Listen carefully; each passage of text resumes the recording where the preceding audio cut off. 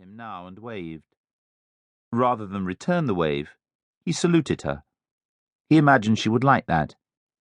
Of course, from this distance, he was just a uniform. She had no idea who he was.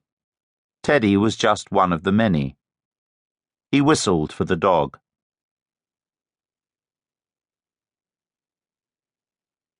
"1925, Alouette." "See," he said. "There, a lark, a skylark."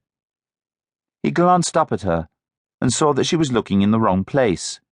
"No, over there," he said, pointing. She was completely hopeless. "Oh," she said at last. "There, I see it. How queer. What's it doing?" "Hovering. And then it'll go up again, probably." The skylark soared on its transcendental thread of song. The quivering flight of the bird and the beauty of its music triggered an unexpectedly deep emotion in him. "Can you hear it?" His aunt cupped a hand to an ear in a theatrical way. She was as out of place as a peacock, wearing an odd hat, red like a pillar box, and stuck with two large pheasant tail feathers that bobbed around with the slightest movement of her head. He wouldn't be surprised if someone took a shot at her. If only, he thought. Teddy was allowed himself, barbaric thoughts as long as they remained unvoiced. Good manners, his mother counselled, were the armour that one must don anew every morning. "Hear what?" his aunt said eventually. "The song," he said, mustering patience. "The skylark song.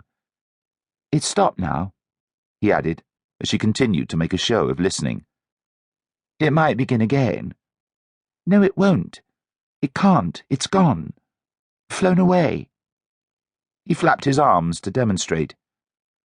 Despite the feathers in her hat, she clearly knew nothing about birds, or any animals for that matter. She didn't even possess a cat. She was indifferent to Trixie, the lurcher, currently nosing her way enthusiastically through the dried-up ditch at the side of the road.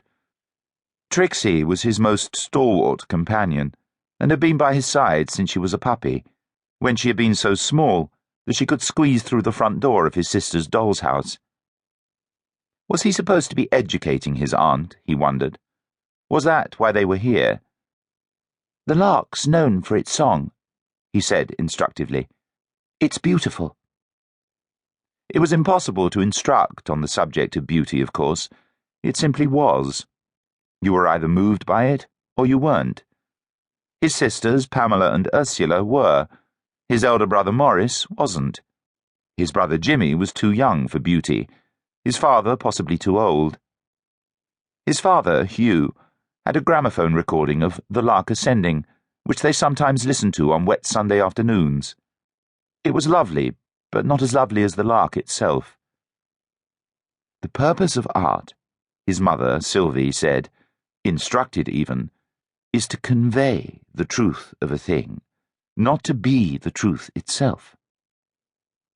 Her own father, Teddy's grandfather, had been a famous artist, dead long ago, a relationship that gave his mother authority on the subject of art. And beauty too, Teddy supposed. All these things, art, truth, beauty, had capital letters when his mother spoke about them. "When the skylark flies high," he continued rather hopelessly to Izzy, "it means it's fine weather." "Well, one doesn't need a bird to tell one if it's good weather or not. One simply looks about," Izzy said. "And this afternoon is glorious. I adore the sun," she added, closing her eyes and raising her painted face to the skies.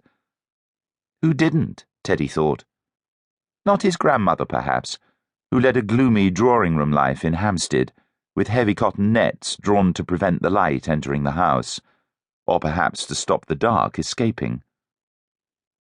The Knight's Code, which he had learned by heart from Scouting for Boys, a book he frequently turned to in times of uncertainty, even now in his self-exile from the movement, demanded that chivalry requireth that youth should be trained to perform the most laborious and humble offices with cheerfulness and grace. He supposed entertaining Izzy